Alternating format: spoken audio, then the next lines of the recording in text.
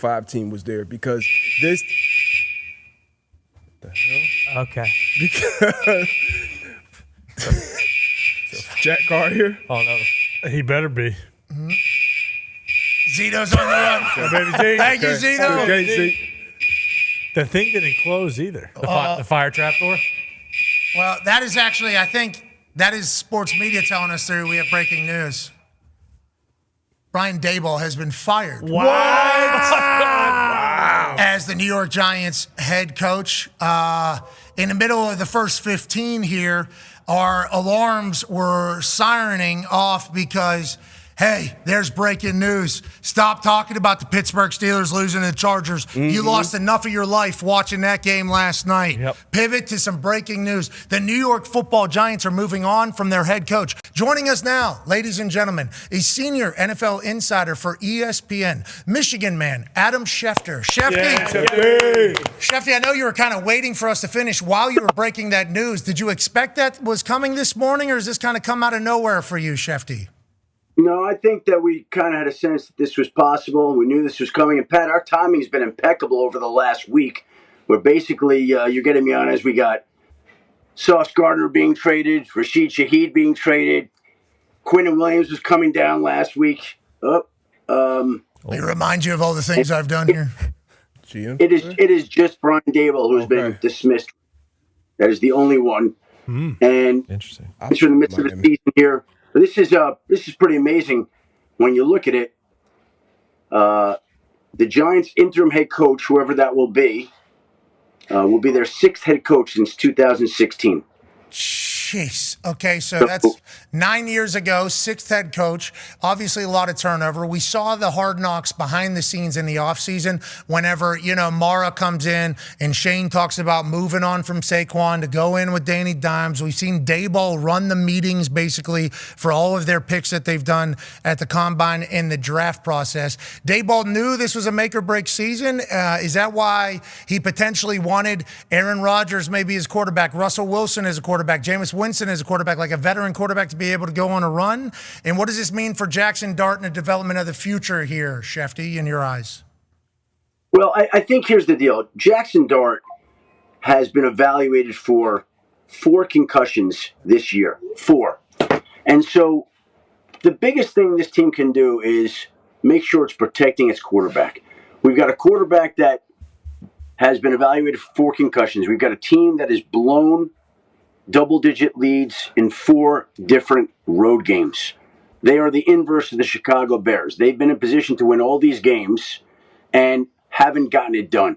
And I think that at some point in time, you make the decision that we're not going to move forward with this guy. I think this is a team also that puts so much money and time and investments and picks into its defense. And the defense is one of the worst in the league right now.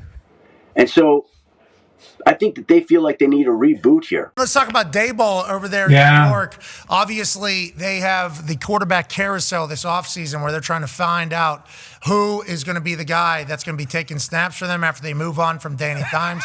Danny Dimes is now an MVP. It looks like Wilson right now having improvement. Danny Dimes is obviously in the MVP conversation alongside Jonathan Taylor. We're going to win the Super Bowl.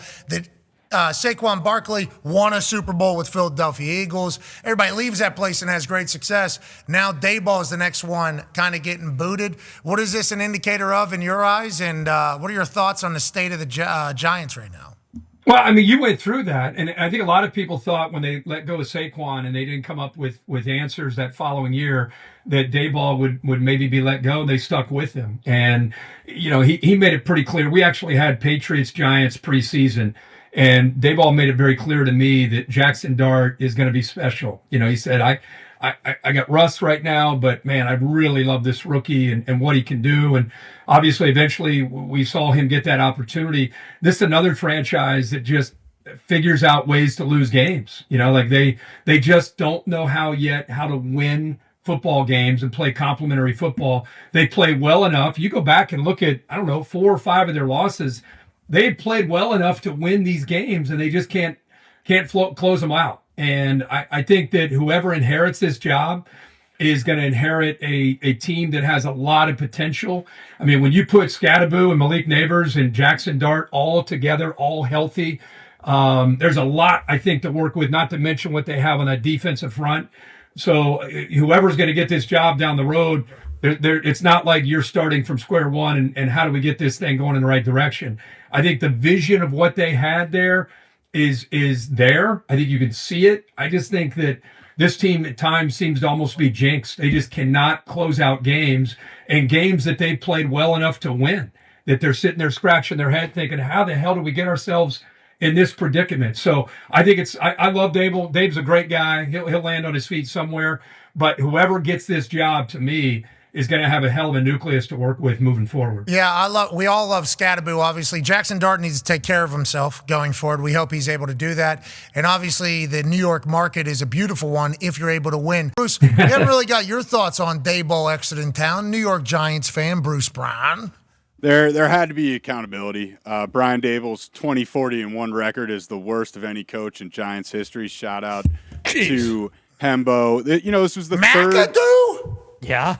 That's worse than McAdoo? Worse than Shermer?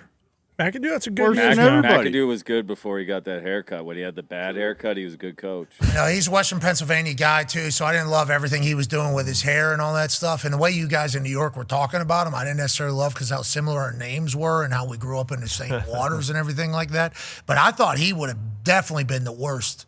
But no, that's not the case, I guess Hembo says. Jeez Louise. Part of it is, 2022 he won Coach of the Year and we won a playoff game, and that kind of extended his leash to get to the 61 games to be able to lose 40 of them. I mean, it sucks. I agree. I think Brian Daboll is probably a good football coach. Coached under Nick Saban and Bill Belichick, and, seems like he's a pretty good football mind, but losing is a disease that infected the Giants organization and, kind of reared its head worse this year than ever before, where you're blowing 3 10-point leads on the road. But, it's also not all on Brian Daboll. Like, Joe Shane built the secondary that is turned into the worst in the NFL this year. Missed on a ton of draft picks, both on defense and in the trenches with the O-line. So hopefully there's more accountability. Shane Bowen probably doesn't deserve to be defensive coordinator, and I don't know if Joe Shane deserves to be a GM looking for a head coach. Jeez, Giants fans certainly going through it. Second half losses, especially whenever you have the lead, just take it. Tough. Just take everything out of you.